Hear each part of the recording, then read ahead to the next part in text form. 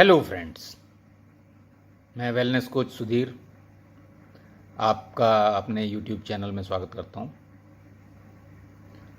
आज का टॉपिक मैंने लिया है एक बहुत ही इम्पॉर्टेंट मिनरल है, ट्रेस मिनरल, जिसको सेलेनियम बोलते हैं। उसकी क्या इम्पोर्टेंस है हमारी बॉडी के लिए, उसके बारे में मैं डिस्कस करूंगा। तो आइए ये वीडियो शुरू करते हैं। हमारा ये हो सकता है कि हम सोचें कि मिनरल्स क्यों रिक्वायर्ड है हमारी बॉडी को।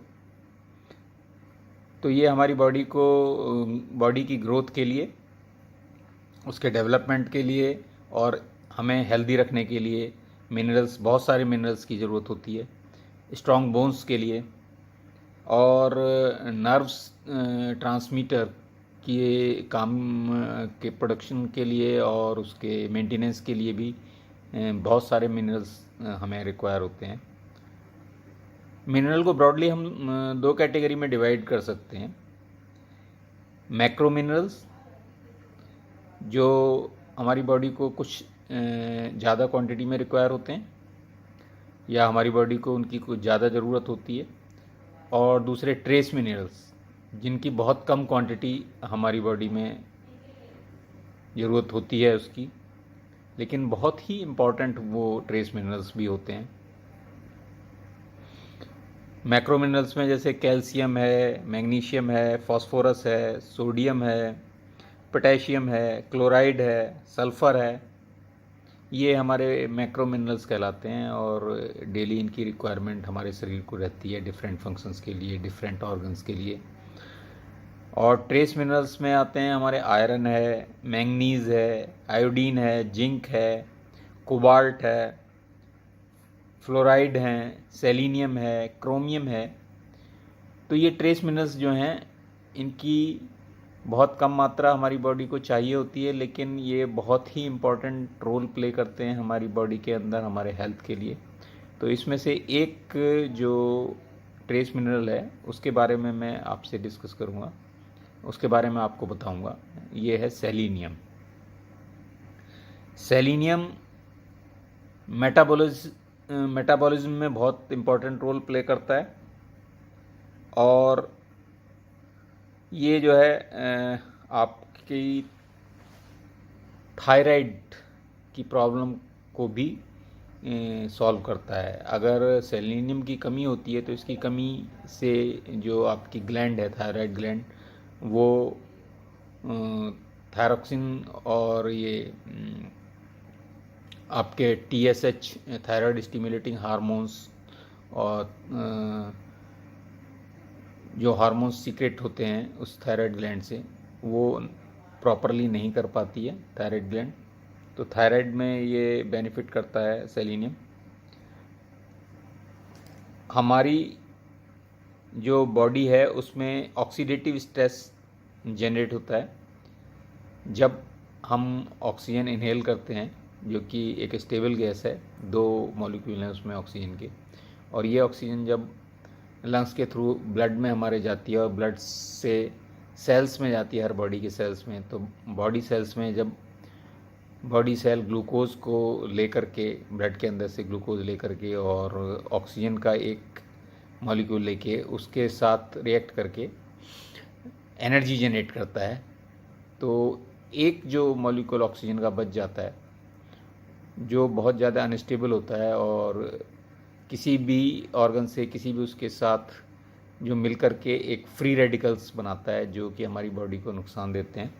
तो ये सेलेनियम जो है हमारे बॉडी को ऑक्सीडेटिव स्ट्रेस, ये आता है अगर फ्री रेडिकल्स बॉडी में ज़्यादा होते हैं, तो ऑक्सीडेटिव स्ट्रेस को कम करने के लिए, कंट्रोल करने के लिए सेलेनियम की रिक्वायरमेंट होती है। और एंजाइम्स को बनाने में हेल्प करता है सेलेनियम। विटामिन ई के साथ मिल करके ये फ्री रेडिकल्स को डिस्ट्रॉय करता है। हमारे इम्यून सिस्टम को बूस्ट करता है और जो एजिंग प्रोसेस है, मतलब मेंटल जो मेमोरी है, मेमोरी एजिंग की वजह से जो कम होती है, तो उसको मेंटल डिक्लाइंस को, उसके प्रोसेस को स्लो करता है, उसमें हेल्प करता है हमें उसको ठीक रखने में। हार्ट डिजीज़ के रिस्क को कम करता है। और सेलेनियम की डेफिशिएंसी से हमें क्या क्या हो सकता है, तो सेलेनियम की डेफिशिएंसी से इनफर्टिलिटी हो सकती है, जो मैन और वुमेन दोनों में हो सकती है। सेलेनियम की रिक्वायरमेंट दोनों को है। मसल वीकनेस मसल वीक हो जाती हैं, मसल वीकनेस है। फैटीग है और हेयर लॉस होता है। सेलेनियम की कमी से हेयर लॉस होता है, बाल झड़ने लगते हैं। और मैंने बताया कि थायराइड के लिए भी बहुत ये इसका इम्पोर्टेंट रोल है, तो इसकी कमी से थायराइड की समस्या भी हो सकती है, और थायराइड से फिर आपके हेयर लॉस भी होते हैं। इम्यून सिस्टम वीक हो सकता है। तो हमने ये देखा कि सेलेनियम जो है एक बहुत ही इम्पोर्टेंट है, बहुत ही इम्पोर्टेंट ट्रेस मिनरल है। और इसकी जो रिक्वायरमेंट है वो 14 ईयर्स ऑफ एज से अबव जो एडल्ट्स मेल हैं उनको 55 mcg पर डे की रिक्वायरमेंट होती है। और प्रेग्नेंट लेडीज़ और लैक्टेटिंग लेडीज़ में रिक्वायरमेंट थोड़ी ज़्यादा हो जाती है, और वो आपकी रिक्वायरमेंट होती है 75 mcg पर डे। तो सेलेनियम का रोल हमने देखा कि सेलेनियम बहुत ही इम्पॉर्टेंट है। और ये सेलेनियम हमको मिलेगा कहाँ से, तो ये सप्लीमेंट्स इसके ले सकते हैं हम, तो सप्लीमेंट में मिलता है। और बाकी आपको ये जो है मल्टीविटामिन्स और उसके सप्लीमेंट्स लेते हैं आप, उसमें हमें सेलेनियम मिल जाता है। तो आपको सेलेनियम जो है अपनी डाइट में हमेशा शामिल करना चाहिए। और ये सेलेनियम कुछ ग्रीन लीफी वेजिटेबल्स में मिलता है, प्रोवाइडेड कि वो जो आपकी सॉइल में जहाँ पर वो ग्रीन वेजिटेबल्स उगाई गई हैं वो सॉइल में आपके मिनरल्स हैं या नहीं हैं, क्योंकि आजकल इतने ज़्यादा पेस्टिसाइड्स और वो केमिकल्स यूज़ कर रहे हैं हम खेती करने के लिए, तो हमारे जितने भी जो बैक्टीरियाज़ हैं, जो गुड बैक्टीरियाज़ हैं, जो बॉडी ये ज़मीन के अंदर के जो न्यूट्रिएंट्स होते हैं उनको पेड़ों तक ले जाने का काम करते हैं, उसको अपने डाइजेस्ट करते हैं वहाँ से, और फिर उसके बाद पेड़ों में के रूट्स के थ्रू जाते हैं, तो वो उसमें मिलता है। लेकिन अगर वो उसके अंदर सॉइल के अंदर ही नहीं होगा तो सॉइल की हम क्वालिटी जो है डे बाई डे कम होती जा रही है, क्योंकि सॉइल को एक तो ना तो मिलता है रेस्ट, जो हम लोग लगातार वो लेते रहते हैं फसल उससे, और ये पेस्टिसाइड्स बहुत सारे यूज़ करते हैं, उनसे वो सब बैक्टीरिया जो गुड बैक्टीरियाज हैं वो मर जाते हैं, जो कन्वर्जन करते हैं इनका ट्रेस मिनरल्स का। तो हमें ट्रेस मिनरल्स जब ज़मीन के अंदर ही नहीं होंगे तो उसमें उगने वाली सब्जियों और वेजिटेबल्स में कहाँ से मिलेंगे, तो ये फिर हमें जो है फूड सप्लीमेंट्स के थ्रू ही इसकी कमी पूरी करनी होती है। इसी तरह के और मैं यूज़फुल इन्फॉर्मेशन लेकर के आता रहता हूँ हेल्थ से रिलेटेड।